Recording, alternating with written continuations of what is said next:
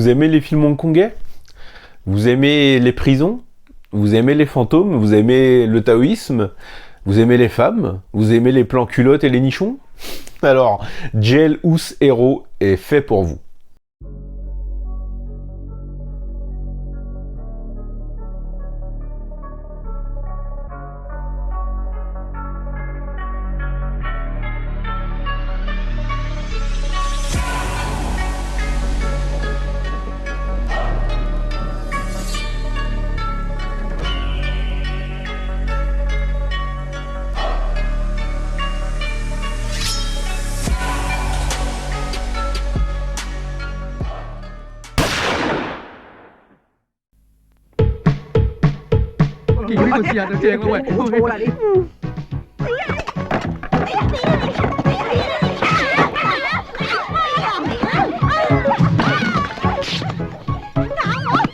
Le film est réalisé par So In-ha, un réalisateur que je ne connais pas du tout.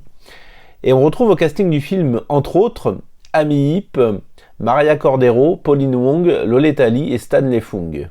Et j'en parlais dans la critique précédente, Yuen Bun signe les chorégraphies de ce film. Qu'est-ce que ça va nous raconter, Jailhouse Hero? Je me mords parce que vraiment...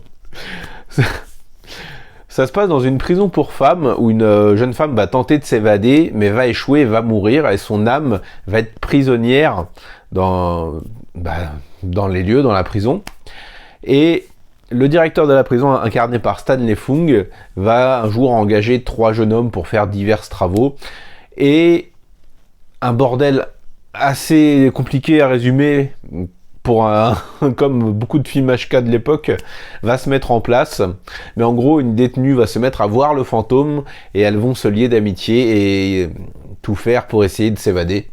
Voilà, c'est vraiment un résumé ultra basique parce que le scénario est vraiment un prétexte à un défilé de gags, d'un petit peu d'action, mais surtout pas mal de comment dire, dans le genre je filme mes héroïnes et je profite bien de leur plastique, ça se pose là quand même.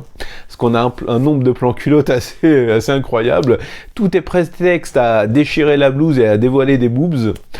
Mais c'est fait avec l'humour gras cantonais, franchement ça marche plutôt bien. C'est pas franchement un grand film, Jailhouse Hero. C'est un film que je voulais voir depuis un petit moment et je sais pas pourquoi. J'ai assez retardé mon visionnage, soit j'avais pas les sous-titres, soit ils étaient de mauvaise qualité, mais là je suis enfin tombé sur une bonne version. Et je l'ai visionné et c'est à peu près ce à quoi je m'attendais, c'est-à-dire une espèce de pseudo... comment on peut résumer ça? Une espèce de ghost woman prison comedy exploitation. Je sais pas si un terme pareil peut exister.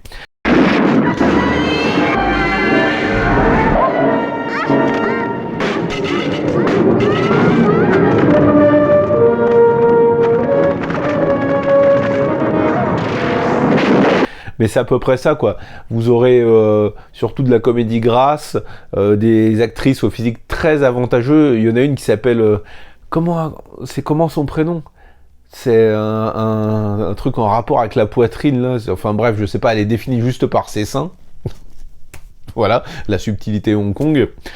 Et voilà, on va avoir aussi quelques petits éléments un petit peu à la Mr. Vampire, avec des possessions, des scènes d'action un petit peu mêlées de taoïsme.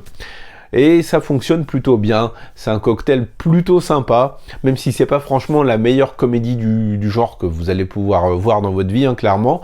Je trouve que c'est peut-être un film assez mineur, mais là encore, on sent quand même une énergie, on sent que c'est un film qui a été fait dans le fun et qui a donné un résultat fun en fait.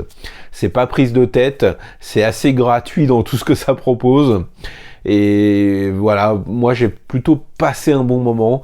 J'ai pas grand chose à en dire parce que c'est une comédie assez lambda comme on pouvait en trouver pas mal à l'époque. Le film date de 90, on y retrouve un peu tout ce qui faisait le sel des productions à l'époque, c'est-à-dire un peu de fantômes, un peu de belles femmes, des figures récurrentes du genre comme Stanley Fung par exemple, et voilà, C'est pas un film franchement prise de tête, vous pouvez clairement le regarder entre potes pour vous marrer, ou juste si vous êtes fan du cinéma de HK et que vous l'avez pas vu, parce que il mérite quand même son petit visionnage, hein. C'est très loin d'être un grand film, mais c'est drôle, c'est fun, c'est pas prise de tête, c'est assez court, il y a de quoi vous rincer l'œil, et de quoi vous amuser surtout, donc voilà. Donc si vous l'avez vu, vous me laissez vos commentaires, si je vous l'ai fait découvrir, vous connaissez la chanson, vous le regardez, vous me dites ce que vous en avez pensé. Et puis nous, on se retrouve très prochainement pour parler de cinéma asiatique, parce que vous savez que ça déchire. Ciao!